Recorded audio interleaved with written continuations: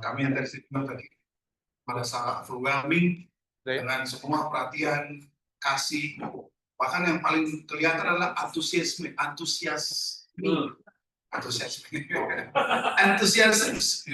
daripada brother sister kita dulu bertanya, pertanyaannya memang luar biasa menunjukkan bahwa brother sister betul sangat ingin tahu dan ingin bertumbuh. Dan itu kita rasa. So hari ini no wonder Tuhan bless gereja dengan pertumbuhan untuk gereja yang biasanya berubah leadership, biasanya akan stagnan sebentar. Biasanya begitu dari pengalaman kita ya. Tapi kasusnya kecuali pada gereja Makassar. Ketika perubahan, dia consistently growing. Menunjukkan bahwa ada sesuatu karakter daripada brother sister yang membuat istilahnya boleh ada perubahan, tapi pertumbuhan terus akan berjalan. Nah, saya sebenarnya diminta oleh Pendeta Heno untuk bicara tentang visionary. Dari kita diskusi-diskusi kemudian just to make sure bahwa kita ini bukan pemimpin tapi kita visionary. Karena beda, namanya Betty dia Betty. Beda-beda tipis maksudnya. Okay? Jadi karena itu kemudian kita belajar sebentar dan menarik adalah bahwa the more we study out, kita juga jadi lihat sebenarnya saya itu tipenya adalah visionary atau saya dreamer sebenarnya. Oke? Nah, di dalam Amsal 29:18 demikian bunyi firman Tuhan dikatakan, where there is no vision, the people perish, but happy is who keeps the teaching. Terjemahannya adalah sebenarnya adalah bila tidak ada visi di dalam bahasa Inggris masih wakil. Karena pada waktu itu tahun 1800-an, 1700-an, kata-kata visi itu kata yang jarang disebut, dan jadi penerjemah itu dia mencari menemukan kata visi, dia tidak menemukan kata yang berpadanan, dia terjemahkan sebagai wahyu. Bila tidak ada visi, menjadi liarlah rakyat. Maksudnya liar itu maksudnya perish. Orang itu jadi berantakan sembarangan. Berbagailah orang yang berpegang pada, dalam terjemahan yang lain, berpegang kepada teaching. Nah, apa yang benar daripada kitab Amsal ini? Amsal ini berbicara bahwa ada dua perbedaan. Satu namanya no vision, kemudian hasilnya adalah perish. Satu lagi adalah vision, berarti happy, berarti. Betul ya? Nah, kalau kita simpulkan begini, dia bilang, kalau no vision, maka yang terjadi adalah itu menjadi perish. Tapi ketika kata-kata vision, dia ganti menjadi kata-kata teaching. Berbagai orang yang teaching, dapatkan teaching atau instruction. Nah, ini menarik adalah begini. Yang membedakan antara dreamers dengan vision adalah kelihatan ada satu kata adalah instruksi. Orang dreamer selalu menjual mimpinya, tapi dia tidak tahu bagaimana cara mencapai mimpinya. Sementara orang visionari, dia akan menceritakan mimpinya, tapi dia kasih tahu cara-cara untuk mencapai impian atau mencapai visinya. There is a huge difference antara dreamers dan visionary. Gereja yang dipimpin oleh leadership yang visionary cenderung akan lebih berbahagia. Tapi gereja yang dipimpin oleh pemimpin yang tidak visionary cenderung akan ditarik oleh masalah. Oke? Jadi mau tidak mau as a leader, kalau kita di grup kita harus selalu berpikir di masa depan. Karena visi itu kan berarti memikirkan, membayangkan sesuatu terjadi di masa depan. Membayangkan keadaan di masa depan. Sekarang gini saya tanya ya, sebelum kita mulai. Kalau kita membayangkan gereja kita, dengan impact yang kita berikan kepada satu sama lain sih. Kalau gereja mencapai 5.000 orang, gereja Makassar. Imagine gereja Makassar mencapai 5.000 orang disciple. Apa yang Anda bayangkan tentang orang-orang di kota Makassar? Ya, silakan. Kalau gereja 5.000, what will happen to the people in Makassar? Ya, kalau gereja 5.000, kira-kira orang penduduk di kota Makassar kayak gimana sih jadinya? Hah? Bagaimana dijangkau? Oke. Apalagi? Mana-mana ketemu boleh. Di mana ketemu boleh? Oke. Mau ke Bandar, bilang merah, oke. Apalagi? Banyak pernikahan dan diselamatkan. Oke, apalagi? Pak Meksi jadi bapak jemaat. Bapak jemaat. Luar biasa. Dan jumlah yang membuli semakin banyak. Dia komplain.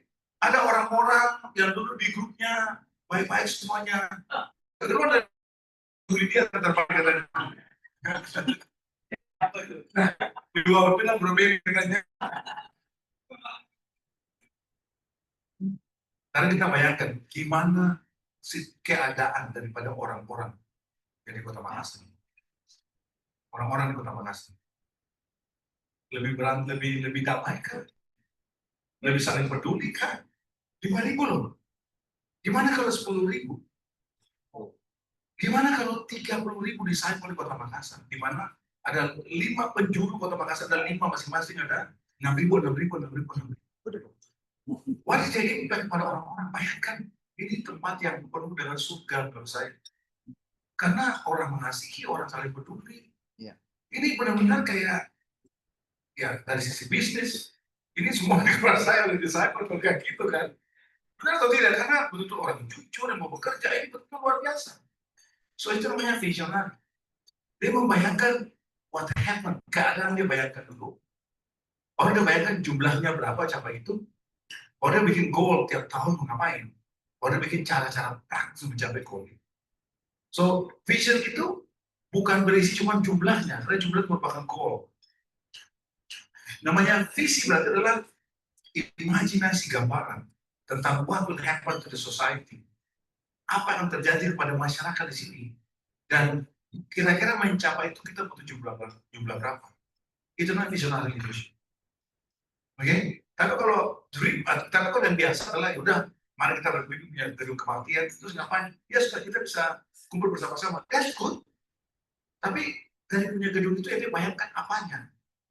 Nanti maksudnya, oh itu menjadi tempat di mana kita berkumpul, transisi bisa sama-sama. Jadi itu namanya visionary. Yang dia bayangkan adalah keadaannya. Tempatnya adalah wadah, tapi keadaan dia mencapai. Itu namanya visionary. Mungkin kita perlu waktu, ambil waktu untuk kita coba berpikir, grup saya ini, saya mau bayangkan seperti apa di 5 tahun ke depan. Oke, contoh misalkan, kita punya grup yang solid itu maksudnya semangat, kemudian macam-macam kita sebutkan. Nah, untuk mencapai keadaan itu, kita butuh waktu berapa lama, dan butuh waktu berapa jumlah orang untuk mencapai keadaan. Kita ingin supaya setiap kecamatan di Kota Makassar itu memiliki persekutuan 2 tahun di sosial kita atau media atau PDG. Nah, tapi itu ini ada berapa di sini? Kira-kira PDG yang ideal itu ada berapa? Kira-kira jumlah orang dalam Malaysia ada 10 couple. Berarti kita butuh 10 couple sini, 10 couple di sini. Itu kan visioner. Tapi tujuannya adalah bukan cuma jumlah ada 10 PDA. Tapi apa yang mau capai? Pernikahan diselamatkan, keluarga bisa dapat restorasi, anak dengan bapak dan orang tua bisa diperbaiki hubungannya, dan sebagainya. Itu namanya visionary. Tetapi visionary tanpa instruksi, itu namanya adalah dreamer aja. Jadi saya membayangkan kita akan ada setiap kecamatan ada PDA. Ayo mari kita mewujudkannya. Terus gimana caranya? Dia nggak mikirin. Suruh ketua orang mikir, itu namanya dreamer namanya. Oke, so itu perbedaan utamanya. Di Ulangan 13:1-3 dikatakan begini, apabila di tengah-tengah muncul seorang nabi atau seorang pemimpin dan dreamer, dan ia memberitahukan kepadamu suatu tanda atau mujizat, dan apabila tanda atau mujizat yang dikatakan kepadamu itu tidak terjadi, dan ia membujuk engkau untuk mengikuti dia, Allah lain, yang tidak taat, maka kamu jangan kamu ikuti, betul ya? Maka jangan engkau mendengarkan perkataan nabi atau pemimpin, sebab Tuhan Allahmu mencoba kamu untuk mengetahui apakah kamu sungguh-sungguh mengasihi Tuhan Allahmu dengan segenap hatimu dan segenap jiwamu. Memang cerita ini bicara tentang orang yang ahli lucu sebenarnya, yang dia memprediksi masa depan, betul ya? Tapi in a sense sebenarnya bisa juga bicara tentang dreamers. Pemimpin yang dreamers sebenarnya akan membuat chaos karena orang jadi capek mengajar impiannya, tapi dia tidak tahu gimana cara mencapainya. Pemimpin yang dreamers itu gampang menarik orang karena itu simpatik, dia sangat bisa jual mimpinya. Dan namanya mimpi, siapa tidak suka mobil mimpi? Kita senang kalau orang bicara, bro, saya punya usaha. Inilah evaluasi, inilah analisa saya. Tak bahwa tingkat pertumbuhan ekonomi segala macam. Kalau kita buka usaha ini yang usaha berkembang, nah usaha ini berkembang sangat cepat. Di daerah ini sekian persen, di sini juga bertumbuh. Nah, kita akan buka usaha ini dan ditunjukkan semua fakta-fakta angka-angkanya. Dan dia foto kayak dalam restoran lagi makan, dia bisa contoh bisnis restoran. Mau nggak orang berbisnis berinvestasi? Mau nggak orang investasi? Jawabannya adalah sebagian besar, kemungkinan besar mau. Karena yang dia jual adalah mimpi. Semua yang menjual mimpi pasti akan menarik hati orang. Oke, tapi setelah itu waktu berjalan, orang yang mengikutinya menjadi capek. Karena dreamer selalu bermimpi besar, kadang-kadang unrealistik, tapi gimana cara mencapainya, dia tidak jelaskan. Oke, berbeda dengan visionary. Nah, so dreamer versus visionary. Dreamer adalah orang yang berada pada area kemungkinan, tapi tidak ada langkah-langkah konkret untuk mencapai pemikiran. Sudah membayangkan itu, tapi dia tidak kasih tahu step by step-nya. Siapa yang hidup pada zaman Presiden Soeharto? Ayo, yang lahir besar terutama zaman Soeharto. Oke, biasa kita usia-usia. Oke. Masih ingat namanya Repelita? Masih ingat? Kemudian ada namanya rencana pembangunan 25 tahun. Kemudian di breakdown menjadi setiap 5 tahun, 5 tahun, 5 tahun. Masih ingat 5 tahun pertama, 25 tahun pertama apa? Ayo masih ingat. 25 tahun adalah pengembangan swasembada pangan sektor pertanian. 25 tahun kemudian adalah pengembangan sektor industri. Oke, makanya setelah 25 tahun pertama, jor-joran untuk dibangun industri. Oke, itu kesalahan sebenarnya karena kita belum siap. Harusnya pertanian tidak boleh dihapuskan, tapi kalau langsung ke industri, makanya kita kekurangan makanan. Zaman dulu kita ada namanya swasembada pangan, beras berkelimpahan. Makanya dulu papa saya bertanya, kami kan ada anak 11, total sama orang tua dari total 11 jadi 9 anak, tambah orang tua 2. Berapa jatah beras kami sebulan? Berapa? 50 kilo? 110 kilogram.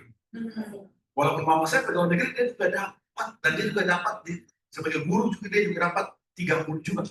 Jadi mama saya dapat 30 kilogram, papa saya 110, dia total sebulan 140 kilogram. Makanya kami tidak berkekurangan makanan. Tapi duit ada yang berkekurangan. Nah, kenapa bisa begitu? Karena pada tahun 80-an, Indonesia mengalami swasembada pangan. Beras itu berkelimpahan. Jadi pemerintah kasih harga beras murah sekali. Itu sebenarnya. Setelah kita pindah kepada industrialisasi, daerah-daerah merupakan sumber beras, sumber sawah, Cikarang, Bekasi, itu kan dulu daerah sawah yang besar banget.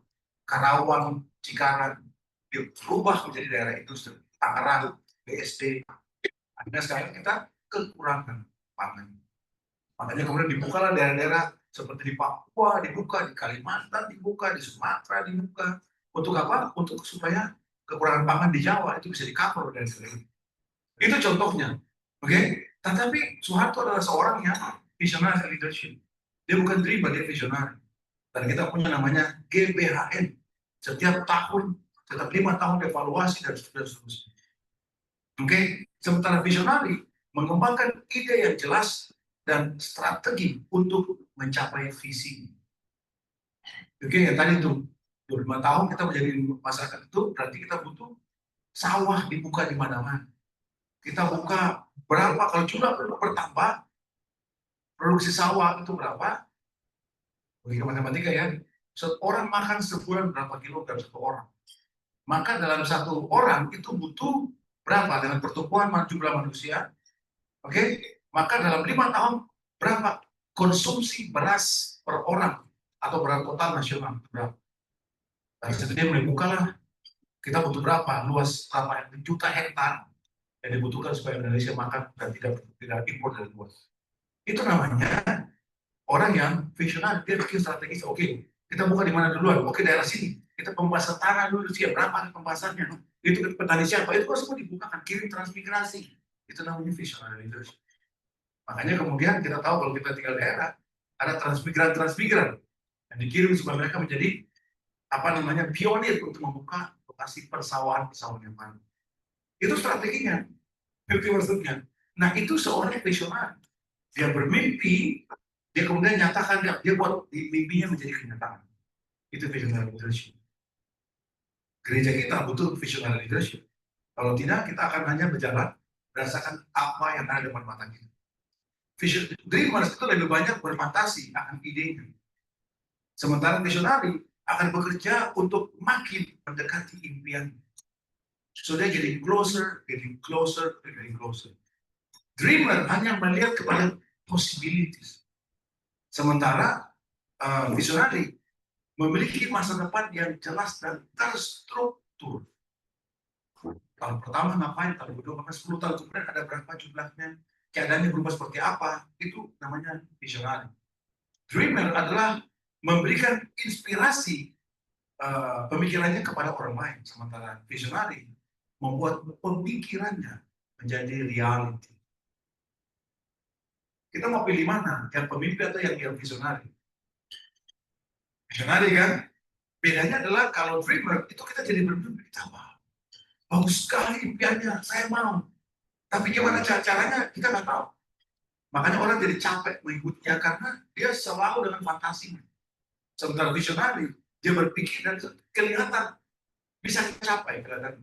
Dan dia bekerja dengan keras untuk mencapai perlahan demi perlahan apa yang dia visikan. Itu visionary. Mungkin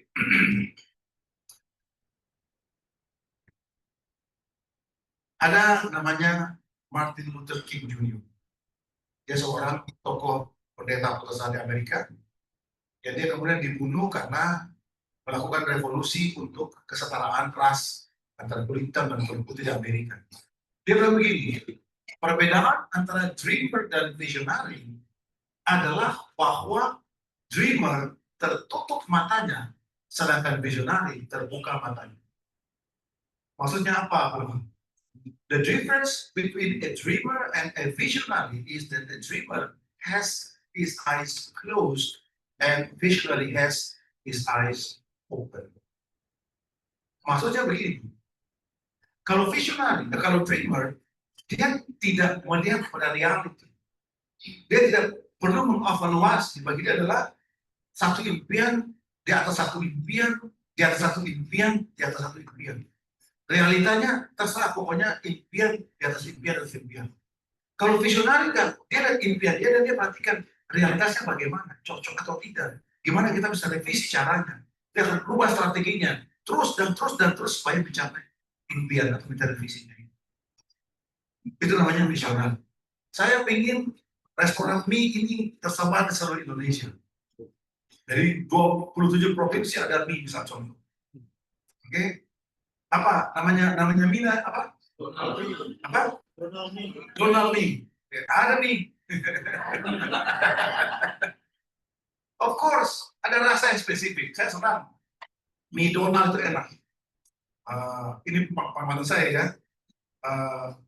Mie-nya itu antara soft dan kenyal, dia di tengah-tengah.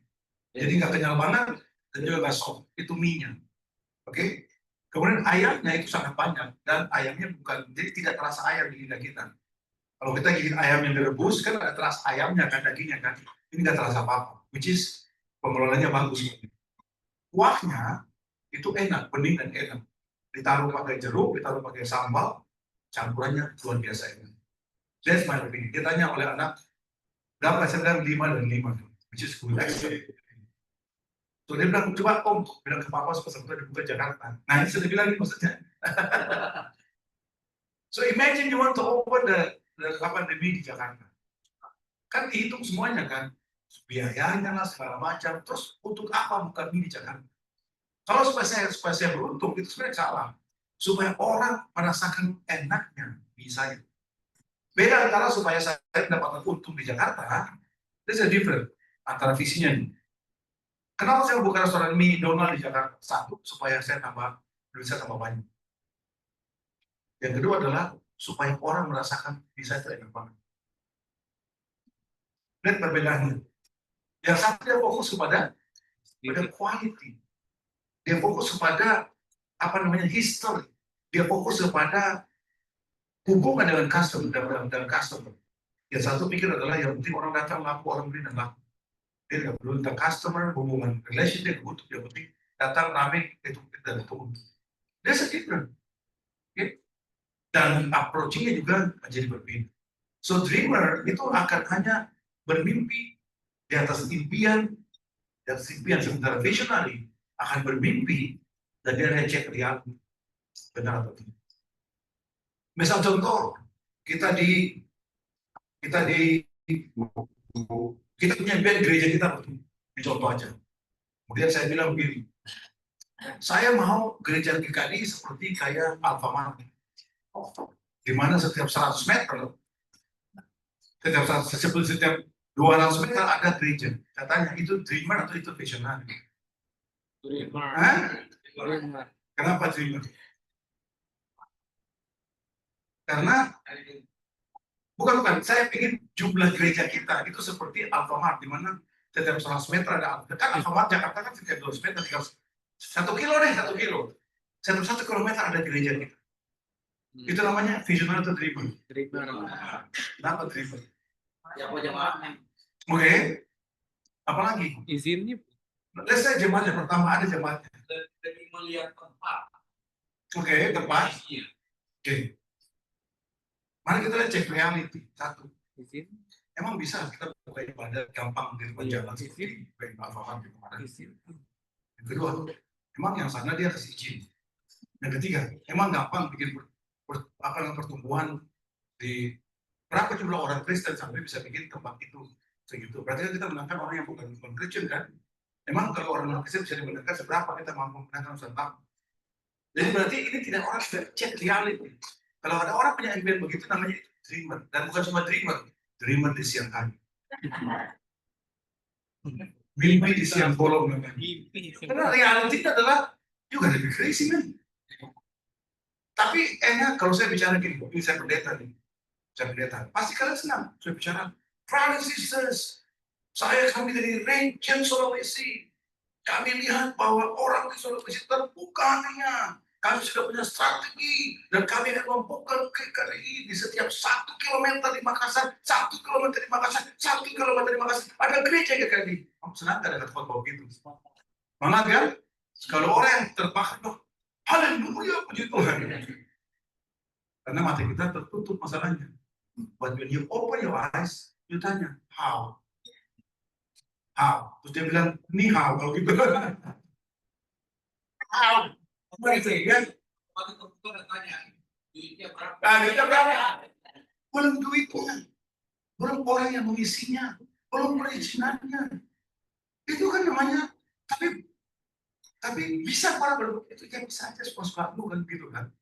Tapi dengan membawa gitu orang terbakar impiannya. Tapi buat orang jadi tidak rasional namanya. Tidak lihat day to day. Tapi kalau kita bilang begini, kita ingin GKI dibuka di seluruh ibu kota provinsi. Bisa nggak? Bisa, oke. Dan kalau bertumbuh kita ingin GKI ada di seluruh ibu kota kabupaten kota Madiun. Bisa nggak? Bisa. Bisa, itu terjadi. Dan itu bisa diukur dalam jangka waktu 20 tahun yang datang. Bisa aja. Oke? Itu maksudnya dreamer versus visionary. Jadi perbedaannya adalah visionary selalu terbuka matanya dan dia cek reality. Kalau dreamers enggak, dia nggak perlu cek reality. Pokoknya I cast it dream, saya taruh impian lagi, dan orang membeli impian saya. Dreamer itu selalu bisa tarik simpati dari orang. Kata visionary itu berbeda. Walaupun orang senang pada visinya, tapi dalam prakteknya orang capek mengikutinya. Kalau dreamers, nggak ada ekspektasi, pokoknya jual beli aja. Dan orang senang melakukan, orang senang dia. Capek dan capek dia terbawa oleh impiannya, oleh dreamnya. Kalau visionary, dia kan strategik, dia evaluasi, dia jalan. Itu orang capek gitunya. Makanya orang tidak suka visionary leadership. Orang senang pada dreamer type of leadership. Karena lebih nyaman, lebih comfortable. Yang dia jual adalah cuma impiannya. Nah, visionary tidak. Dia make sure itu terjadi. There's a different thing. Okay? So, Dreamer adalah orang-orang yang memiliki ide adalah dreamer. Mereka rentan terhadap kemungkinan dan lamunan. Tahu lamunan? Imajinasi. Melamun itu kan kayak membayangkan. Tetap terhadap kenyataan imajinasi yang dengan menjual masa depan yang benar. Jadi mereka sell future. Oke? Visi mereka adalah mereka akan aneh dan berani. Biasanya para pemimpin seperti ini akan mengadvokasi secara abstrak dan penuh aspirasi. Dan tadi saya bicara tadi, sangat aspirasi. Oke, membuat sketsa panorama yang indah tentang apa yang mungkin terjadi daripada melihat kenyataan yang sudah terjadi. Sudah digambarkan sketsa masa depan yang so beautiful. Dan orang yang berpikir, wah indah banget dreamnya. Tapi dia tidak pernah cek reality, makanya si Martin Luther bilang adalah dia matanya tertutup karena dia tidak cek reality. Orang yang memiliki ide ini akan menggalang tim melalui kegembiraan yang luar biasa. Ini bukan kata saya ya, ini kata daripada buku. Dan jadi dia akan menggalang tim melalui kegembiraan yang luar biasa. So dia excited. Dan nada optimis yang membangkitkan semangat dan gairah kreatif. Itu adalah dreamer. Nah, dreamer kekuatannya adalah dia bisa memotivasi orang. Dan dia itu penuh dengan kreativitas. Itu dreamer. Kekurangannya adalah dia tidak praktis, makanya tidak pragmatis. Dia tidak pernah tahu berapa lebar impiannya itu. Berapa terlalu besar impiannya dan tak mungkin dicapai. Dia nggak pikir, pokoknya buat jual aja impian. Oke, dan tipe dreamer adalah mereka tidak konsisten. Hari ini bilang apa, besok bisa kelihatan leadership tidak konsisten. Tiba-tiba, mari kita mati untuk Tuhan. Besok-besok, ayo kita santai aja untuk Tuhan. Dan tidak bisa temukan pola daripada tipe dreamer ini. Oke, karena pola dia itu bisa berubah-ubah berdasarkan apa yang lagi ada dalam suasana hati. Itu kelemahan. Sementara visioner dia sangat konsisten. Itu dia very consistent leadership. Oke?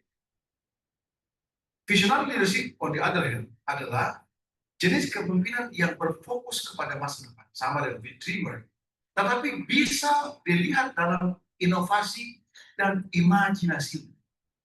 Visionary leadership bisa melihat gambaran yang besar, dia lihat big picture-nya, oke, dan berpikir secara strategis berbagai cara untuk mencapai tujuannya. Dia see big pictures dan dia plan secara strategik gimana mencapai impian dia itu. That is visionary leadership. Oke? Wah, agak susah bahasanya enggak ya? Agak susah ya. Jadi, nah gini, tidak semua dari kita itu adalah tipe visionary leadership. Tidak semua. Ada yang lebih kepada doers leadership, yang tipe melakukan. Ya, it's okay. Tapi pemimpin utama, pemimpin gereja, itu harus ada visionary leadership. Kalau tidak, nanti orang tidak punya gambaran masa depan yang jelas. Oke? Tidak mungkin semua jemaat itu adalah visionary leadership. Tidak mungkin. Nanti semua orang bervisionari, kemudian gak jadi pusing kepalanya. Karena tiap orang akan bikin strategis masing-masing. Tapi visionary leadership ada di leadership utama, dan dia atur sehingga orang-orang itu bisa capai dengan strategi-strategi planning. Dan kita jemaat, tugas kita adalah menjadi apa? Bekerja. Menjadi doers leadership. Kita lakukan apa yang kita lakukan. Kita jadi proses leadership. Oke? Nanti kita bicara sedikit. So, visioner adalah mereka punya mimpi yang besar, tapi juga yang membuat pemimpin luar biasa adalah, yang membuat mereka menjadi pemimpin yang luar biasa adalah karena kemampuan mereka untuk mengidentifikasi cara, strategi yang masuk akal menuju tujuan besar mereka itu. Itu visioner. Jadi mereka punya big dream, tapi mereka tahu bagaimana strateginya untuk mencapai tujuan mereka itu. Dan cara-cara mereka mengubah, mereka cara ini, cara itu, secara strategi, supaya itu mencapai tujuan mereka. Mereka mewujudkan dengan para pemimpin visioner tidak hanya membayangkan perubahan, mereka mewujudkan dengan membuat rencana dan membangun support, membangun hubungan. Jadi mereka bangun tim mereka. Dan tim mereka tim yang satu, dia tahu ini bagaimana dia atur semuanya. Maka ingat, kekuatannya adalah roadmap-nya itu kuat sekali. Dia big picture-nya kuat sekali. Itu adalah visionary leadership. Di dunia ini tidak banyak visionary leadership. Hanya ada sekitar maybe 2 to 10% leadership. Oke? Mereka menggambarkan roadmap yang dapat digunakan menyelaraskan organisasi di sekitar misi mereka dan terus bergerak dengan berfokus pada apa yang mungkin bisa dilakukan. So every year they create possibility lagi. Every year they create strategic lagi. Every year they make untuk go to the big picture. Itu adalah visionary leadership. Karena itu kekuatan daripada seorang visionary leadership adalah dia strategic planning-nya excellent. Yang kedua adalah dia punya influence-nya. Karena seperti dreamer tadi, dia bisa kasih influence pada orang. Kelemahan daripada visionary leadership adalah karena orang yang terlalu rigid, terlalu kaku, dia mau apa dia akan fokus pada itu. Kurang fleksibel. Dan bisa jadi tekanan kepada para pengikut. Makanya kalau dreamers leadership, jemaat akan comfortable. Tapi kalau visionary leadership, jemaat nggak comfortable karena dia akan push orang maju berdasarkan strategic plan, dan dia bisa change, dia bisa bikin strategi berubah supaya mencapai apa yang mencapai. Itu namanya visionary leadership. Jelas maksudnya? Ada pertanyaan sampai di sini? Tidak ada. Berbeda? Enggak ada. So, kemudian kita datanglah kepada 3 tipe. Ya, ada namanya dreamer. Dia lagi bicara masa depan start dari sini. Sementara doers adalah dia lakukan. Sementara driver adalah akan lakukan at all cost. Sebenarnya yang kita butuh adalah 3 ini. Dan ketiga paket ini menurut saya adalah visionary leadership. Dia ada dreamernya, dia ada doersnya, dia ada driversnya. 3 jadi satu. Makanya it's a very complicated task. Tapi kalau tahu dia bisa, at least dia bisa bikin tim dia yang terdiri daripada 3 kategori ini. Itu juga visionary leadership. Dia bisa menggerakkan timnya untuk menggerakkan, tapi dia punya big picture. Itu maksudnya. Dia tahu tipe orang ini apa, dia tahu dia punya big picture. Dan dia bisa menggerakkan semua orang untuk mencapai apa yang mencapai berdasarkan strategi plan. Makanya saya bilang visionary leadership di dunia itu tidak banyak. Kebanyakan kita ada pada dreamer, doers, dan driver leadership. Dan dreamer leadership karakternya dia orangnya optimis. Bisa kita bro, ayo, amen, mantap, singkat, ajar, itu namanya dreamer. Tapi kalau yang doers lebih kepada proses. Prosesnya bagaimana? Gimana caranya dia proses? Sementara driver adalah hasil akhirnya bagaimana? Apa yang kita mau capai dari proses ini? Oke, satu adalah how, yang satu adalah bisa. Gimana caranya? Bisa. Kita mau membuka gereja di Indonesia, bisa. Gimana caranya? Bisa. Tuhan akan bekerja, bisa. Roh Kudus bekerja, amin. Gimana caranya? Ayo, pokoknya bisa aja. Sementara yang dua adalah gimana caranya kita capai ini? Sementara the driver dia akan make sure itu terjadi. Oke? Dreamer itu akan ciptakan kondisi yang chaotic. Karena everybody doing everything based on what they want to do. Karena cuma throw idea kan. Contoh, kita mau membuka 1 kilometer gereja GKI di Makassar. Gimana caranya? Ayo pemimpin, kamu dia bagi-bagi. Kemudian yang pemimpinnya mulai bikin gimana caranya. Semua orang coba menemukan formula masing-masing. Akibatnya ini cara A, cara B jadi chaotic, jadi berantakan. Itu dreamer. Sementara yang doers itu adalah dia by the rules. Dia kasih tahu, dia akan stick to the way. Sementara driver, dia lebih kepada arah problem solver. Dia bereskan masalah. dreamer itu akan menciptakan adalah namanya the wow-nya, orang kagum. Sementara the doers-nya lebih kepada how-nya. Sementara the driver-nya, dia mau sekarang, dia mau kerjakan. Oke? Apalagi dreamers itu akan ideas, sementara doers adalah action-nya. Sementara driver adalah hasilnya apa, the outcome-nya, result seperti apa. Saya tanya, kita tipe apa? Kemudian dreamers lebih kepada imajinasi, doers structure, driver adalah sense of urgency, lebih kepada prioritas. Ayo, siapa sini kalau kerja selalu yang saya mau prioritas? Kalau satu adalah struktur seperti apa? Gimana caranya strategi tak udah ini karena tipe daripada doers. Yang doers, dreamer dia passion. Kelihatan kalau ngomong tuh betul-betul berapi-api. Kalau yang doers itu lebih kepada orang trusted, orang lebih karakter orang trusted. Tapi yang driver, nggak usah kira-kira siapa ya di sini ya? Dia hajar semua orang, ayo tabrak kita. Itu siapa itu ya? Masih. Ya, siapa yang bodoh sini ya? Promasi itu kalau gitu ya.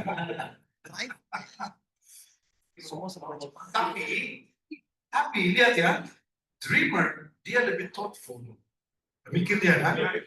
Doers dia lebih melakukan ekstra dia go-go-beyond.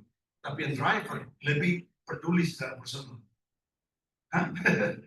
Orang yang justru kita pikir bulldozer ini nggak peduli perasaan orang, nggak, justru bulldozer ini lebih care personal. Menarik ya kan? Ada yang saya dulu, apalagi yang structure, trust, structure, how, by the rules, itu saya sekali. Tapi ada yang dreamer juga. So, nah, pertanyaannya adalah apakah kita 100% begitu biasa dalam flow? Kita tidak pernah, kita pasti ada mixnya. Tidak ada satu teori yang bilang bahwa kita tuh baku begitu. Dia hanya mengidentifikasi berdasarkan segregasinya atau pemisahan. Tetapi kita bisa mix ini. Kita bisa mix ini. Oke? Cuma dia gambarkan kategorinya. Yang kita bisa lihat adalah kita cenderung lebih besarnya kemana. Kita cenderungnya lebih besar kemana. Itu yang kita bisa pelajari kita. Kita cenderung kepada dreamer kah? Atau doers kah? Atau driver? Atau setengah-setengah antara doer dan driver? Atau driver dreamer? Atau driver doers? Oke? Itu kira-kira. Ada kuisnya nggak? Apa itu? Lagi minta ChatGPT bikin. Ya, kasih kata Maxi mengisi. Apa itu? Coba dibuat pertanyaannya nanti dijawab masing-masing kadang-kadang. ChatGPT. Oke. Dan bimbingannya ya, pasti tahu. Bimbingan apa? Anak bimbingan kita itu yang mana ya? Oke. Anak bimbingan. Kan kalian nggak masalah di store itu anak bimbingan, nggak apa-apa kan? Anak pembimbing kamu tipenya apa? Kalau belum, Bine dong, bos. makanya bromasi tembus sama Brovendo sama bulldozer sama. Tapi tanduknya udah ternyata bulldozer yang sana lebih kecil daripada bulldozer ini. Nah, sudah aja gitu kan. Kuesioner udah jadi. Udah jadi. Jadi. Iya. Hebat. Ayo, bisa dikirim tuh biar orang isi kayak gitu. Boleh. Nanti saya kirim. Ya, oke. So itu contoh. Tinggal selanjutnya adalah teori. Nah, apakah kita semua begitu? Ya, tidak terlalu juga. Kita bisa combine, kita bisa sebagian saya kita bisa apa aja. Oke? Tapi at least kita punya type of leadership.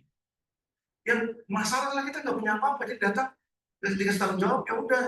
Yang penting kumpul-kumpul, nggak ada impian, nggak ada tujuan, nggak ada menggerakkan, nggak ada berpikir, akhirnya jadi masalah kan. At least kita ada satu, mau kita mau dreamer kan nggak apa-apa. Yang penting kita ada satu tipe of leadership atau kita gabungan leadership supaya berguna kita punya posisi kepemimpinan. Oke? Jelas maksudnya? Nah,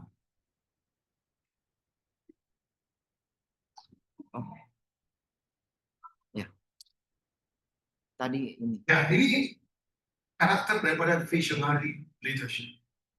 Ada 8 important character. Dan kita bisa pakai untuk mengukur kita ini masuk apa yang kita bisa punya di sini. Karakter yang pertama adalah dia berorientasi pada masa depan. Dia tidak pernah lihat masalah ini dan mendorong dia untuk menang. Tapi dia selalu berpikir masa depan. Kalau saya bikin sekarang ini, kedepannya jadi apa nanti? Saya mau mengubah grup ini ke depan jadi apa nanti? Itu namanya future oriented. Visionary leadership, dia akan punya namanya clear and strategy and goals. Clear strategy and goals. Gereja kan pasti goalnya tidak sama dengan company, betul? Kan kita terjemahkan sebagai numbers as a goal. Kita bertumbuh berapa? Sebagai goal kita ingin PDA PDG bertambah berapa? Kita ingin leader bertambah berapa? Betul kan? Ada nggak punya ide begitu atau ya? Oke. Nah, yang harus tanyakan adalah why kamu mau grow-nya 5? Why kamu grow-nya 10%? Why? Why kamu mau ada 3 PDA PDG baru? Why? Tujuan itu apa? Why kamu? Itu harus ada why-nya. Yang menjadi masalah daripada kita adalah kita tentukan goal dari bentuk kita. Orang tanya, why saya mau angka begini? Makanya orang hanya fokus pada pertumbuhan, dia nggak tahu strategi plan-nya apa dari itu. Karena why itu akan keluar namanya strategi plan. Oke? Strategi goal, strategi plan. Itu keluar dari situ. Oke? Dari pengalaman saya melayani, kebanyakan kita adalah dikasih goal, dan kita nggak tahu why kita mau capai goal itu. Oke, let's say begini. Let's say Gereja Makassar kita ingin bertumbuh dalam 1 tahun ada 25 jiwa dimenangkan. Oke, amin, puji Tuhan. Grup PDA ini berapa? PDA berdosa berapa? Mau dengan segala macam kan? Jadi PDA sekarang ganti-ganti. PDA goals, PDA driver, PDA berdosa. Oke, PDA driver. So, kasihlah itu kan. Setelah dikasih, oke, grup ini berapa? Oke, selesai dibagikan. Terus tanya, jadi kalau kita tumbuh ini 25 orang jadi menangkan ini, terus apa yang kita mau capai dari sini? Untuk apa 25? Nah, ini yang kita tidak pernah bisa definisikan. Inilah tanggung jawab kita untuk kita waktu kita bikin goal. Kita harus menghitung untuk apa angka ini kita buat. For what purpose? Oh, supaya akan ada muncul leaders yang baru. Oke, itu satu. Kalau tumbuh 25 akan muncul PDA baru, berarti kita muncul PDA leader yang baru. Berarti akan ada tahun depan ada PDA leader yang baru. Berdasarkan strategi itu, maka saya ambil strategi plan. Gimana Reza pemimpin yang baru? Saya ada plan dari sekarang. Itu namanya nyambung. Oke, 25. Setelah itu kemudian dalam 10 tahun kemudian, kita akan punya ada 100. Dalam 5 tahun ke depan ada 100 gereja tambah 100 orang lagi pertama. Oke? Kalau 100 itu kenapa 100? Supaya kita bisa buka kebaktian yang baru. Berarti itu kan kita butuh pelayan yang baru kan? Berarti maksudnya, nah, gimana cara riset plan? Itu maksudnya strategi plan, strategi goal, ada sudah kita buat. Tapi kalau tidak ada ya jumlah aja, filosofinya apa? Ya udah kita tambah aja. Nanti ketika ada masalah baru, wah kita kurang pemimpin ya. Aduh, bos Reza pemimpin, telepon, bro, kamu gimana cara riset orang? Ah itu pemimpin yang tidak punya vision.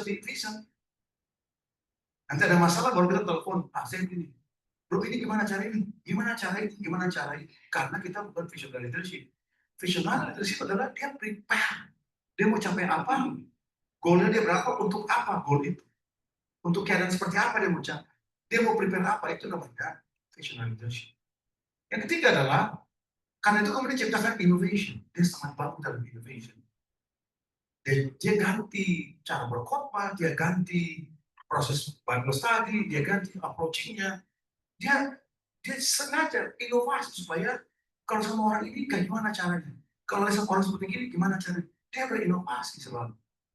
Pemimpin yang visionary adalah dia sangat bagus emotional intelligence.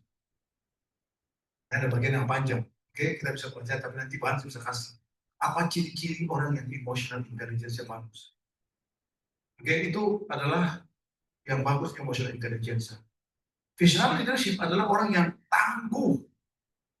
Gagal, tidak mundur, tidak pernah bilang kata, gua cukup dah, kau nyerah. Nah, begitu dalam kamus dia. Menyerah itu bukan kamus. Yang ada adalah ayo kita coba lagi. Let's go again. What can I learn from this? Let's go again. Itu namanya resilience, ketangguhan. Pemimpin yang visionari, dia akan sangat bagus berkomunikasi. Dia ceritakan visi dia ceritakan petunjuknya. Maka tadi kita bilang, tanpa vision people will cherish, tapi happy orang yang dapat instruction. Karena visionary leader itu akan strong dalam hal komunikasi. Dia jago dalam kasih tahunya apa dia sangat jago. Dia measure everyone itu buat sama-sama satu kapal, oke, sama-sama on board. Itu namanya visionary leadership. Dia komunikasi jago banget. Pemimpin yang visionary dia bersama bersekolah, dia tidak akan one man show. Dia make sure that gift dari gereja itu akan digunakan semua orang. Dia akan ketemu orang, wah ini orang bagus sih. Dia nanti orang di sini, dia betul bisa membuat semua orang itu berfungsi. Dia sangat berkolaborasi. Visionary leader, of course, dia tetap ada goal oriented. Dia punya strategic goal, tapi dia juga goal oriented. Dia akan driven by goal-nya itu. Tapi goal tidak berhasil pun dia tidak patah hati karena dia resilience-nya ada. Dia akan perbaiki lagi dia punya sistem, dia capek dia perjuangan. Itu namanya visionary leadership. Oke? So, inilah gambarannya. Maka saya bilang tadi, not every one of us here naturally born sebagai visionary leadership. Kita itu bisa tipe doers, tipe dreamers juga mungkin ada, tipe drivers juga ada. Tapi yang visionary leadership hanya 2-10% dari dunia kategori ini. Oke? Dan ada dreamers juga ada, tapi dreamers kadang-kadang mengaku dia visionary. Saya punya beberapa teman-teman, mereka dreamer. Kalau saya baca kategori, mereka dreamer, tapi dia mengaku dia visionary leadership. Oke, itu masalah kita masing-masing, masalah mereka masing-masing. But again, ini adalah 8 namanya traits, 8 indikasi seorang yang merupakan visionary leadership. Oke, nah begitulah pelajaran saya hari ini. Saya open question ya. Silakan.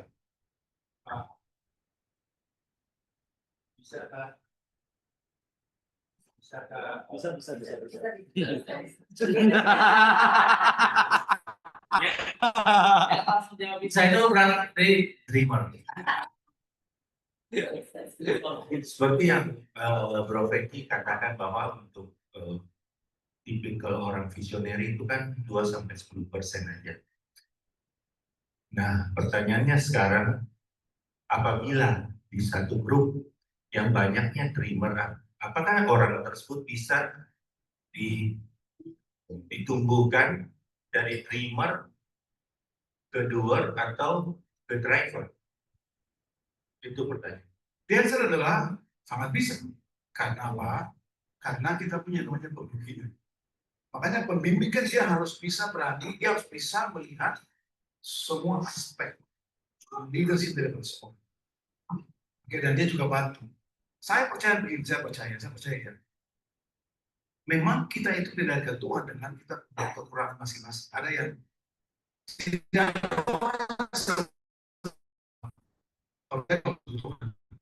orang lahir lebih strong di dreamers. Ada orang lain lebih strong di driver. Ada orang yang lebih strong di doers. Bukan berarti ini lebih bagus dari ini, nggak begitu juga. Itu namanya naturally. Tapi saya percaya adalah bahwa kita bisa bereaksi berdasarkan apa yang tepat sesuai dengan keadaan. Karena kita dibimbing. Contoh gini, ada orang kan punya tipe, kalau kita lihat tipe manusia kan ada tiga DNA. Yang pertama, yang paling common adalah counter attack. Oke, di mana suami apa? Itu satu counter attack. Yang kedua adalah tipe menghindar pun. Menghindar itu maksudnya pada masalah dia anggap seolah-olah tidak ada masalah.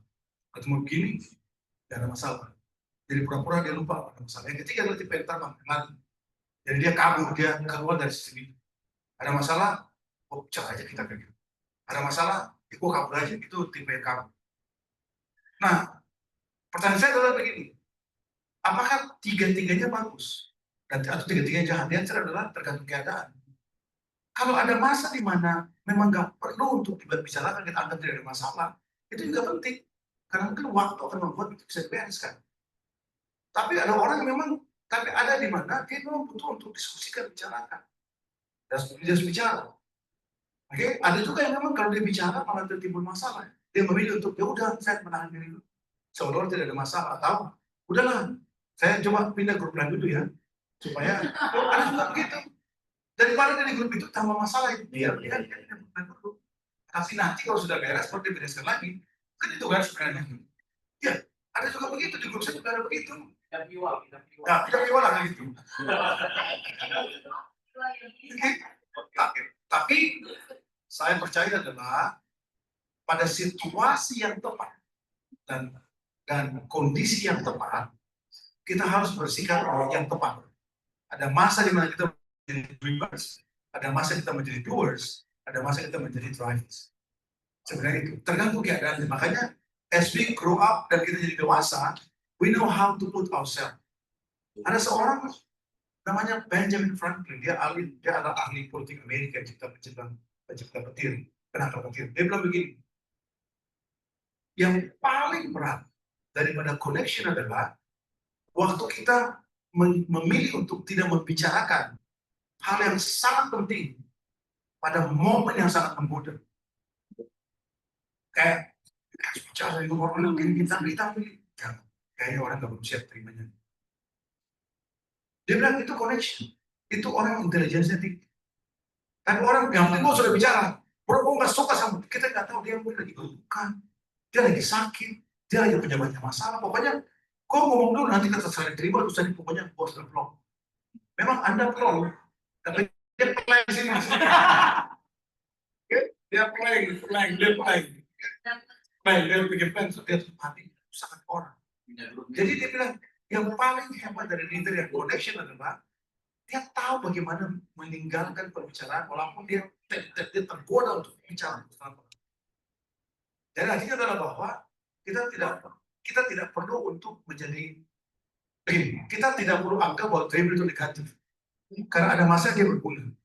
Atau doers jelek, kurang akademik.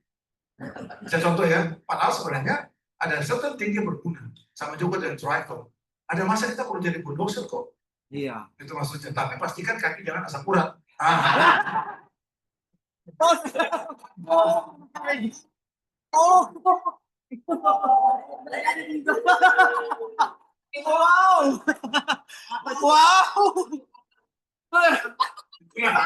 Itulah kayak kita jadi pendeta bisa membuli jemaatnya. Kita udah boleh kalian.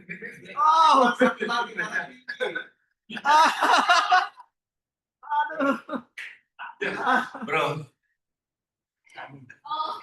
berarti kesimpulannya bahwa bisa ditumbuhkan dan masing-masing itu bisa saling mengisi satu dan lain. Pertanyaannya sekarang,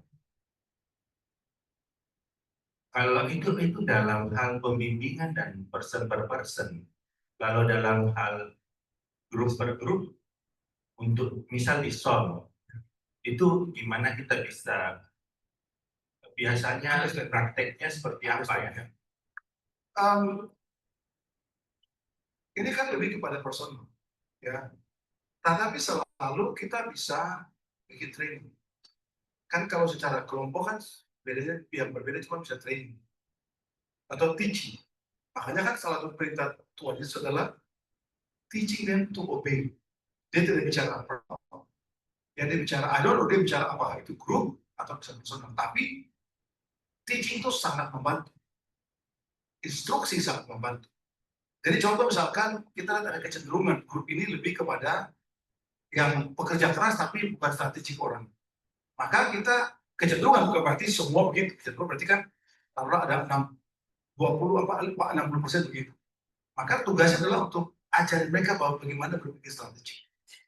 Itu maksudnya. Jangan orang sudah strategik, kita ajar lagi strategik maksudnya. Kalau dia sudah terbiasa itu. Ajar dia apa yang merupakan kekurangan. Makanya kemudian bagus untuk istilahnya harus ada training secara konsisten. Entah itu training dalam hal how-nya, tapi juga training dalam hal strateginya. Sehingga orang itu selalu ada awareness-nya. Oke, dan yang paling penting juga, kalau di luar negeri, mereka punya namanya assessment namanya. Mereka bayar orang. Mereka bayar orang yang ahli, dan mereka bikin kelas, dan itu dibagikan, itu assess bayar. Orang mungkin bisa $50, $100. Jadi mengenal diri itu penting. kasih kuesioner, orang itu isi, kemudian dikasih tahu, Anda itu tipenya ini, ada tipenya, ada tipenya. Dari situ kita bisa ambil sebagai asesmen. Baru kita bisa bergerak untuk memperbaiki atau menambahkan apa yang kita. Tapi Indonesia kan tidak ada. Itu kan lembaga yang memang akademik ada dan memang sudah sertifikasinya. Kita ini kan cuma namanya apa? Trainer pas diminta ada itu kan. Pasti, bro, ada nggak training tentang dreamer sendiri? Boleh kayak gitu kan? Karena permintaan. Oke, bukan siapa siang malam tunggu panggilan. Berdasarkan permintaan kan kita mau, tapi apakah structural ya structural. Makanya di on the way adalah kita nggak sempurna trust me, tapi kita bisa ajar. Hoping berharap bahwa bisa lebih baik. 60-70% itu sudah bagus menurut saya. Gitu. Thank you. Ya, silakan. Oh, ini dulu Ibu pembimbing berani. Berani. Para berani kan Anda memotong pembimbing atau gitu. Saya mau tak berani. Kalau mau di bulldozer ya. Nah, kalau bulldozer berani. Tadi Bro Masi makan tempe itu kan keripik kan? Belum bro itu kurang bagus bagi asam urat.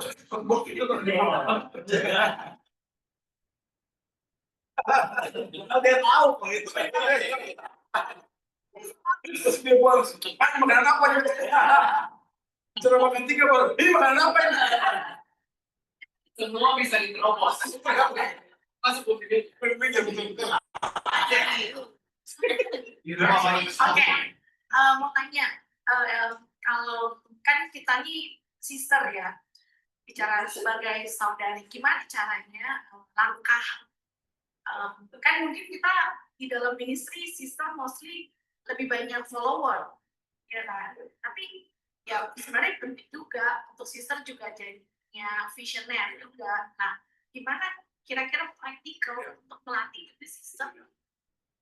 Langkah inilah ya mungkin yang udah biasa kita ngikut-ngikut terus tiba-tiba kita juga harus punya vision dong gitu. Nah, gimana langkah sederhananya? Memang karena sistem itu adalah follower ya, ada follower, maka mereka itu di Instagramnya banyak sekali mereka terkenal. Karena mereka adalah banyak followernya gitu kan. Gini, tidak semua berada juga visionari. Sebenarnya juga sistem juga visionary leadership. Tapi karena gereja kita memakai sistemnya adalah brotherhood leadership, maka biasanya itu dinamikanya jadi bermasalah. Ada saudara yang memang dia ngerti istrinya punya kekuatan dan dia itu sayang istrinya dan dia biarkan kekuatan istrinya mengisi kekurangan, which is good teamwork. Ada saudara pemimpin yang ketika istrinya lebih stands out satu bagian, dia terancam.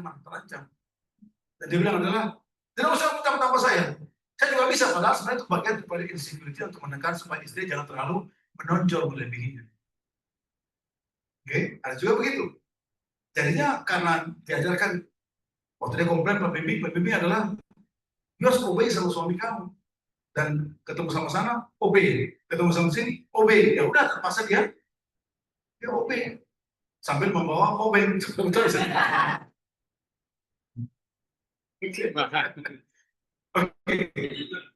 Tapi menurut saya, dan ini berlaku bagi semua, sebenarnya kita bisa exercise it. At least pada level yang kita bisa. Oke, contoh begini. Gimana caranya satu kelompok kecil atau sektor atau zone leader, zone itu bisa punya visi bagi zone. Oke, visinya begini. Yang pertama adalah tuliskan keadaan yang kita mau capai. Jadi bukan jumlah, keadaan. Apa atmosfer keadaan yang kita ingin capai grup kita ini?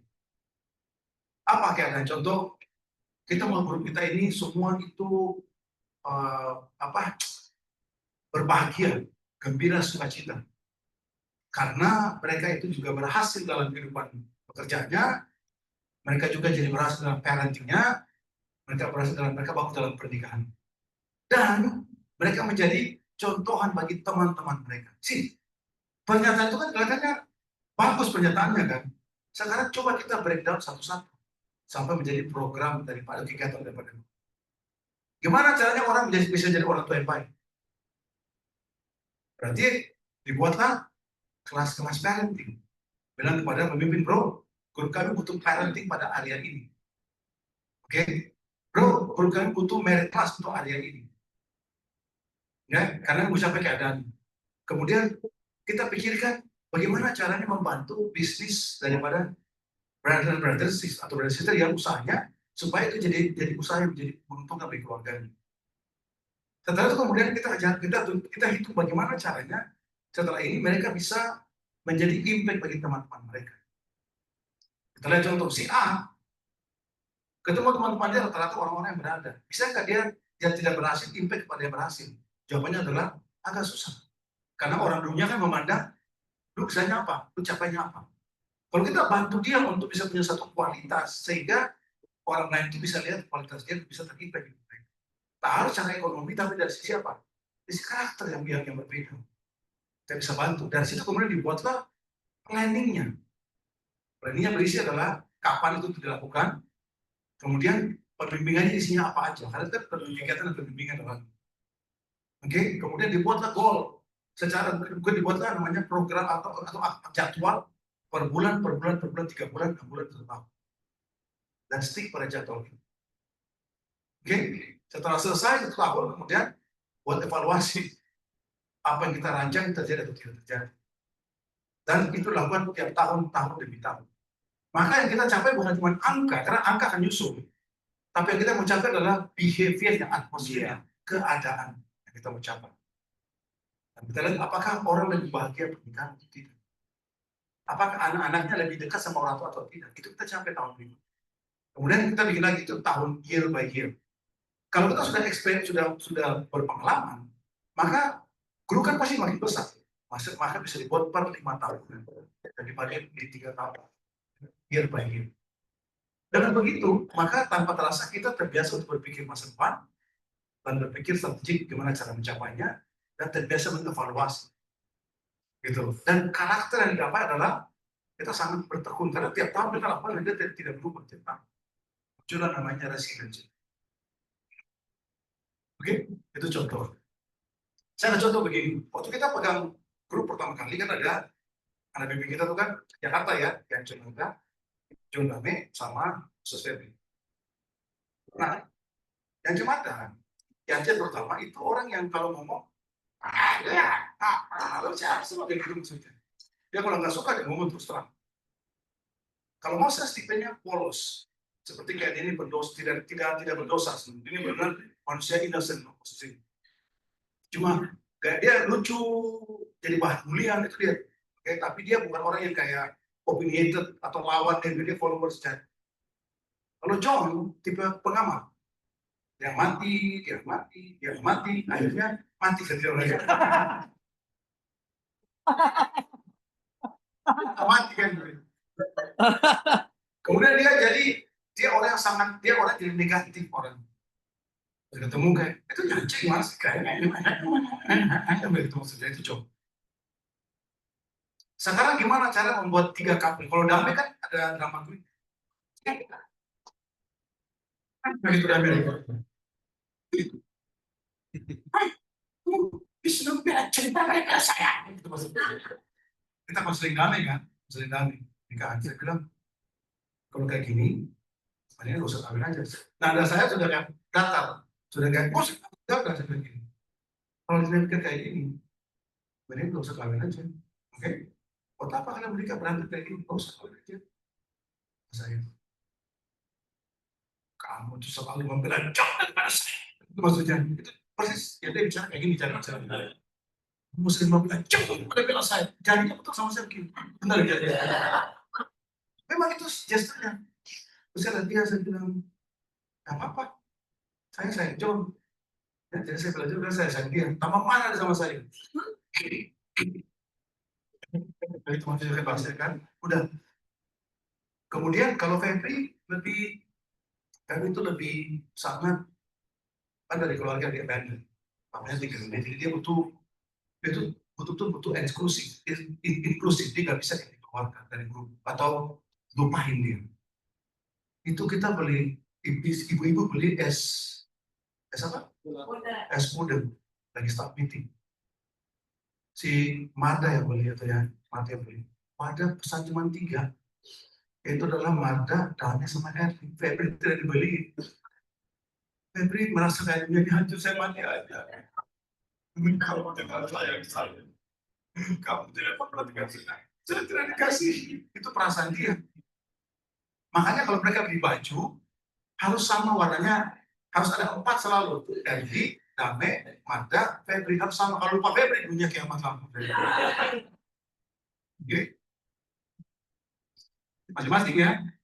Kalau Mazda orangnya, apa namanya, kayak nekat sama dadanya. Kalau gini, kayak berantem. Oh mau cerai? Ayo cerai. Emang lu siapa? Emang gue takut sama lu? Ya cerai aja, mana banyak. Dia sama aja segitu nyolotnya suami istri. Nah, gimana cara menyatukan mereka bernama satu jadi best friend? How do you do that? Saya bilang, oke, kita desain adalah setiap tahap itu selesai, kita kumpul berdelapan, tak ada ministry, hanya ngomong ngaco-ngaco aja. Bikin cerita Jawa, cerita mau Papua lah, terserah pokoknya ngomong aja tanpa ministry. How many years? 2 tahun. Setiap Senin kita ketemu ngobrol nonton TV, nonton film, terus pulang. Saya bilang tak ada ministry, setiap Senin tak ada ministry, hanya kita berdelapan aja. Selama 2 tahun. That's why you see dia, mereka berenam sangat solid.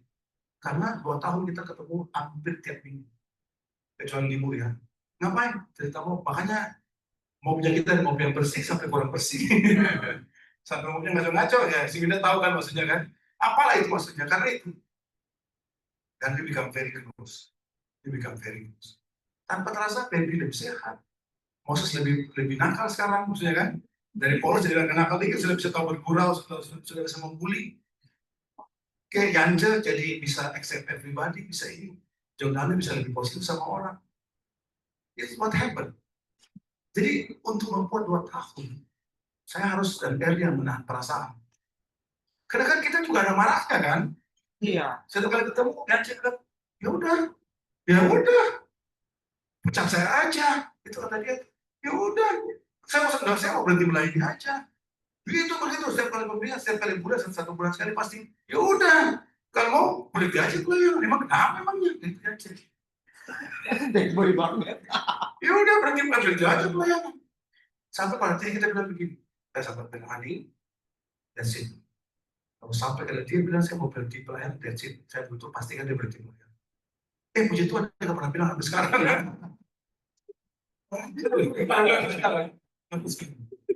So, what is my point bercerita ini? Consistency itu tidak gampang orang untuk one goal. 2 tahun hidup nanti hanya untuk apa? Hanya untuk dekat satu sama lain. Saya ada satu studi suami istri, dia super kaya. Dia punya tempat di daerah apa namanya? Sukabumi apa namanya? Tempat golf ya Sukabumi, tempat golf Sukabumi yang tempat kita pakai. Raja Maya. Siapa tahu Raja Maya? Yang tol kalau di kiri kan, itu dia ke kanan. Itu kan perumahan lumayan bagus kan Raja Maya. Jadi itu brother itu, yang tadi itu dia sediakan kepada kita, kita pakai villa dia, gede banget. Ada kolam renang. Terus dia sediakan kepada kita pembantu. Jadi juru masak ada, tukang bersih, tukang cuci, ada semuanya. Ada sekitar 4-5 orang. Udah gitu, bahan makanan juga ada di sini. Udah gitu, semua disediakan sampai game, sampai segala macam. Jadi kita bangun pagi, buka mata duduk di meja, makanan datang. Kita ngobrol, siang, makanan datang. Kita ngobrol, berenang, semalam, makanan datang. Sampai malam ada juga barbecue juga disediakan semua. Selama 4 hari, betul kalau nggak salah 4 hari, disediakan semua. Kan kita semangat kan, kita biar 8 orang ini sama keluarga kan bisa semangat kan. Hari pertama, yang datang. Hari kedua, hari ketiga, tiba-tiba, datang, dia mau pergi ke Bandung. Kan kita sudah bicara mau retret, kita mau acara fun-fun keluarga, dia nggak pergi aja ke Bandung. Kalau kita ada acara, semua pergi, ya udah pergi aja. Itulah anak bimbing itu kita kira-kira pada waktu itu ya. Tapi dengan waktu yang panjang, mereka jadi. Jadi intinya adalah bahwa if you want to achieve konsisten adalah angka atau kunci. Tahan atau resilience, jadinya tahan. Jangan pernah menyerah, jangan pernah give up. Jadilah kebentuklah kita jadi orang tidak give up pada orang. Kita jadi pemimpin ya, tidak gampang menyerah pada orang. Walaupun Kadang-kadang ada, tetapi kita akan recover lagi dan kita akan maju lagi. Itu kira-kira. Oke? Jaga itu. Gue mau tambah? Ya. Tapi ada kurang lebih Ya. Dia bertanya, saya harus menjawab. Ini bagus ini. Ini adalah training daripada sorry.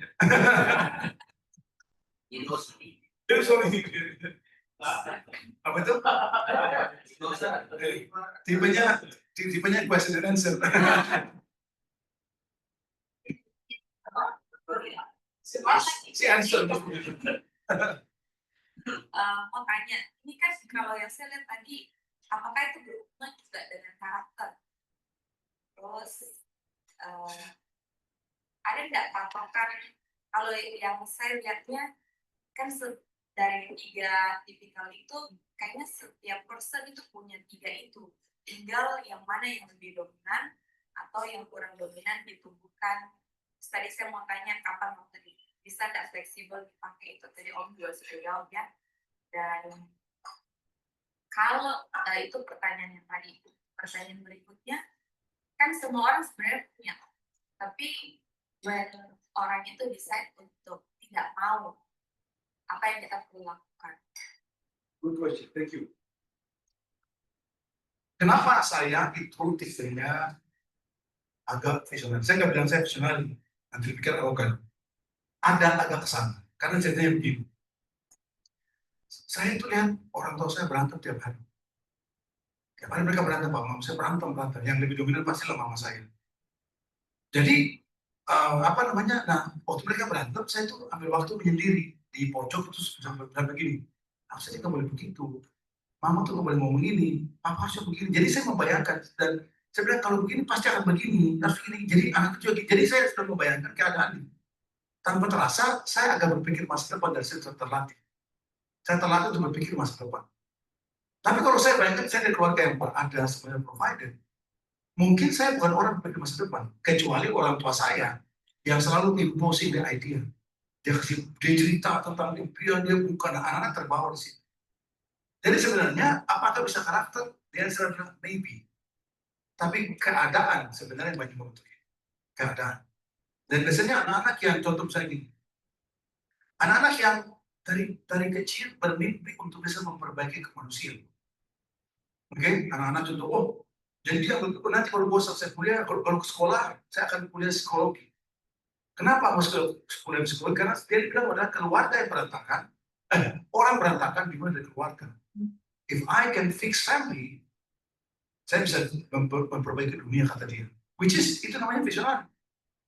Tetapi kemudian alasan dia mengapa begitu adalah karena impulsifnya dia, yaitu adalah omanya berantem tiap hari.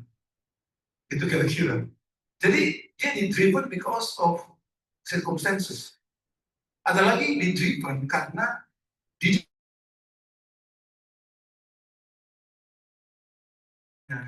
kamu lihat sana, kamu ini. Jadi anak tuh dibawa berpikir masa depan.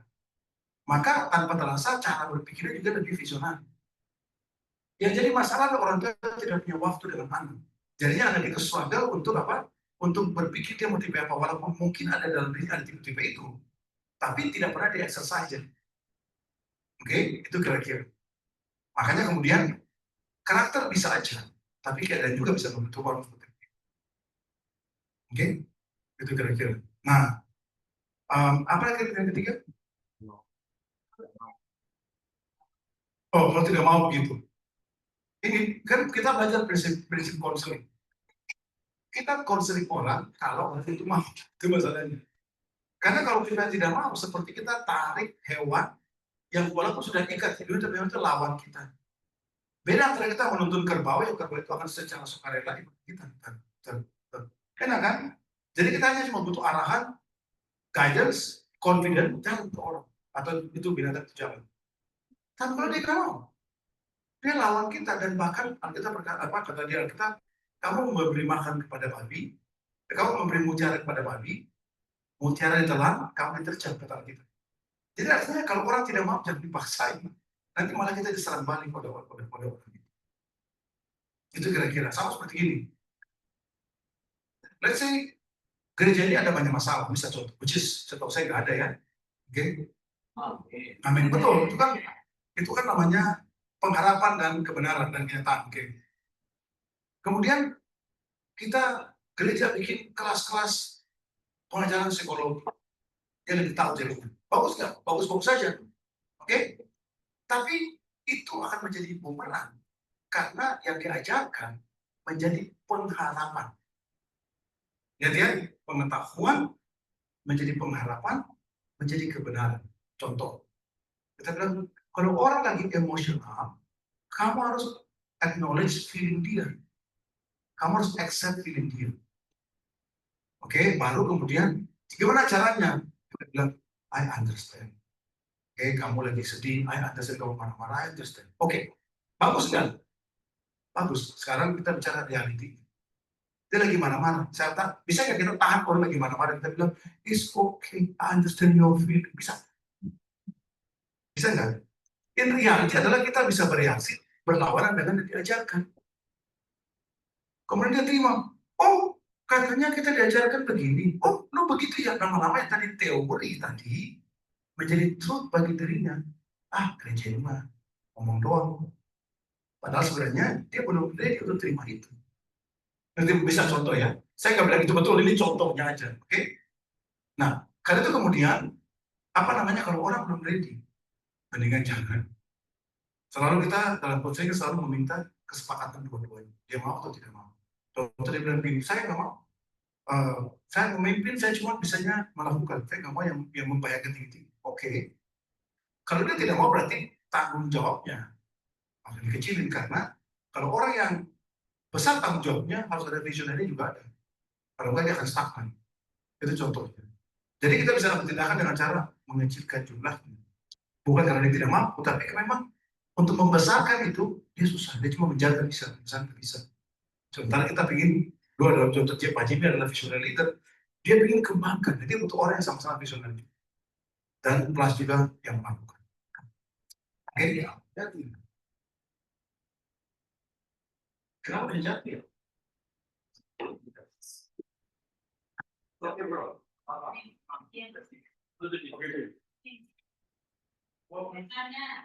Ya, silakan.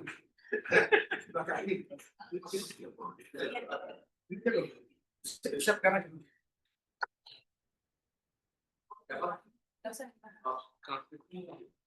Thank you, bro. ya.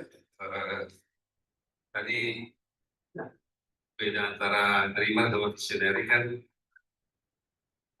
dreamer nggak bisa jadi kenyataan ya. Terus ketika bro jelaskan bahwa visionary itu kemudian di breakdown jadi 3 tadi, dreamer, doer sama driver kan. Tiga bisa dengan tiga itu. Itu kan 3 komponen dari visionary kan. Nah, kalau memang 3 berarti itu komponen visionary dan kita kan semua harus tentu mau jadi visionary bukan mau jadi dreamer aja ya. Berarti kita mesti 3-tiganya kita bisa lakukan dengan baik ya Pak. Dan ini kan saya tanya sekaligus mengkonfirmasi supaya nggak salah kesimpulan ini. Jadi seperti Yesus kan dia kan lakukan dulu, dia doer dulu, dan dia lakukan baru dia bagikan. Nah kita kan juga sama harusnya begitu ya. Jadi kita punya mimpi, kita pasti kita bisa lakukan, terus kita bagikan. Jadi kita jadi driver, jadi leader, dan Yesus adalah leader yang besar. Betul begitu Pak? Betul. Tuh, jadi memang kita selalu diajarkan kita lead by example, memimpin dari contohan. Kita nggak bisa bilang bahwa kita harus jadi pemimpin yang visionaris sementara kita stuck dengan Tuhan. Kita juga belajar untuk bisa menjadi exercise. Kita punya visionary part, harus exercise itu dengan cara bermimpi tadi itu ada. Oke, tapi dengan bermimpi aja, bisa nggak kita jadi visionary? Nggak bisa. Kita juga belajar melakukan itu, belajar strategi, strukturnya kayak gimana. Tapi juga belajar untuk menggerakkan drivernya, ya kita itu jadi kenyataan. Itulah latihan kita, latihan terus. Ada masa di mana kita akan exercise melakukan atau doers lebih baik daripada karakter bermimpi. Tidak apa-apa, tapi kita tahu bahwa kita tidak boleh stagnan pada satu tim of leadership. Kita harus bisa melakukan tiga-tiganya. Ada masa kita membayangkan masa depan, ada masa kita melakukan, ada masa kita berpikir gimana cara yang strategis untuk melakukan. Begitu. Dan to be honest, no one itu perfect. Representing satu tipe itu. Iya. Pemimpin yang betul-betul visionari itu contoh sekarang yang masih namanya Elon Musk. Elon Musk is a visionary leadership. Kalau kita perhatikan dia pernah bikin planning. Dia sebut namanya kalau saya 10 tahun planning sampai dia bisa punya mobil Tesla sekarang. Itu dia sudah disebutkan 10 tahun sebelumnya. Dan dia bikin dalam bentuk vision dan action plan dan juga detail-detail tindakan dia. Itu visionary leadership. Itu Elon Musk. Oke? Jadi ya kita nggak perlu harus seperti dia, tidak semua orang seperti dia kan, tapi kita exercise bagian itu. Contoh misalnya saya punya grup saya terdiri daripada 5 orang. Maka kalau saya mau kembangkan visionary part saya adalah saya duduk dengan istri saya, kemudian diskusikan ini grup ini nih dalam 5 tahun ke depan.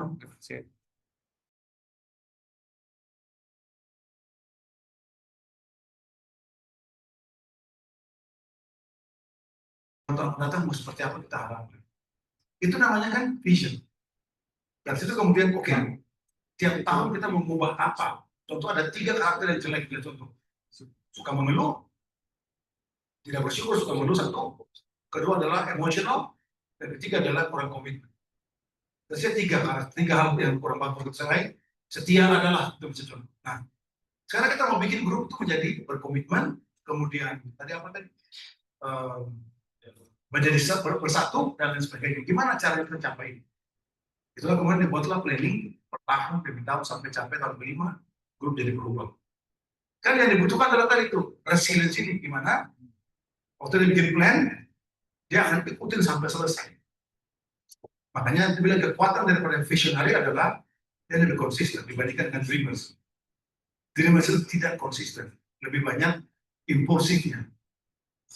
Berubah, tidak berubah lagi, dan berubah lagi gitu. Jadi bisa exercise, ya. Oke. Satu lagi yang tadi itu hubungannya dengan Amsal yang Amsal ke-9 tadi itu. Ya. Kan when there is no vision, the people perish. Yeah. But happy is he who keeps the teaching. Yeah. Ini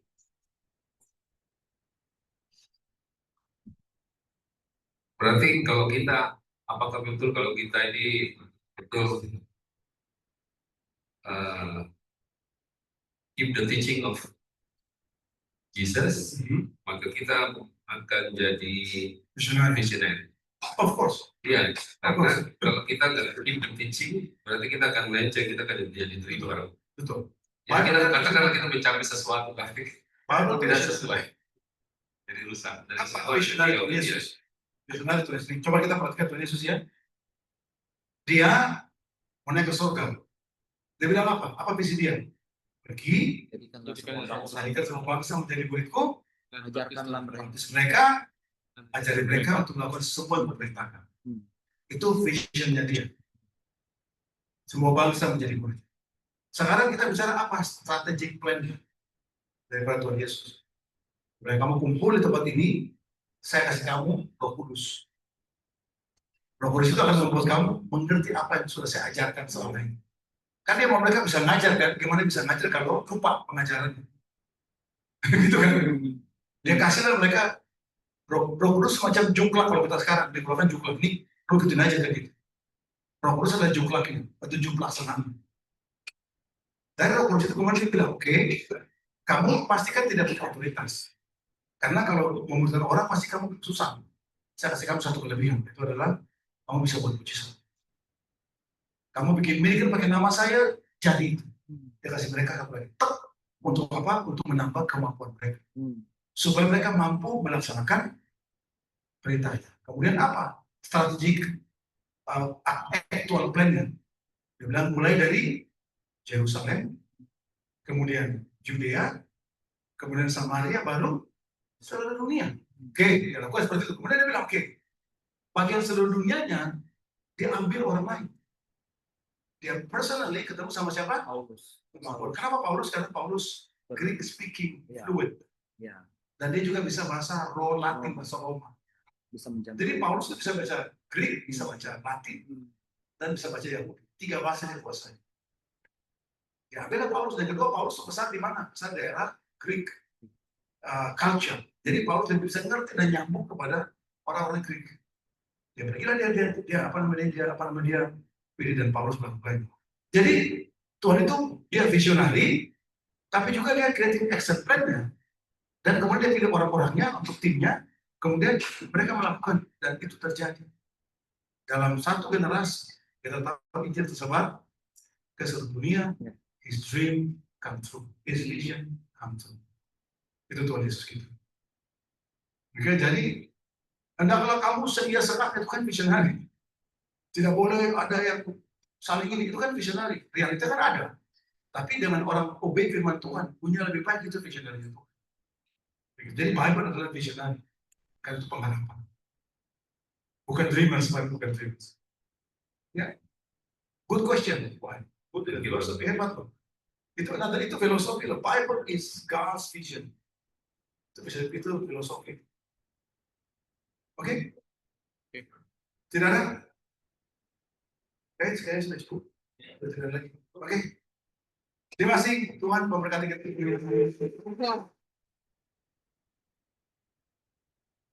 Oke, luar biasa. Thank you so much ya, Om Frankie. Berarti starting dari sekarang, dalam 2 tahun kita hangout terus berarti ya. Iya.